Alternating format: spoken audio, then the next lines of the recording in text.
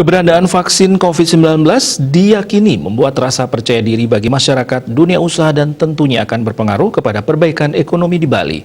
Kendati vaksin COVID-19 sudah ada, tetap utamakan penerapan protokol kesehatan Prokes 3M, yakni memakai masker, menjaga jarak dan menjauhi keramaian, serta mencuci tangan dengan sabun di air mengalir harus tetap dijalankan agar perekonomian segera bangkit. Kepala Kantor Perwakilan Bank Indonesia BI Bali, Trisno Nugroho menerangkan, rasa percaya diri bagi masyarakat maupun pelaku usaha timbul karena vaksin COVID-19 sudah dites dan diyakini keampuhannya. Dengan adanya vaksinasi, orang atau masyarakat jadi lebih confident mau beraktivitas dan berkegiatan, termasuk pelaku usaha travel. Peningkatan kegiatan masyarakat, dunia usaha, dan pekerja mulai kembali bekerja akan menggerakkan atau terjadi perbaikan ekonomi di daerah ini. Menurutnya, pemulihan ekonomi tak serta-merta hanya dengan adanya vaksinasi.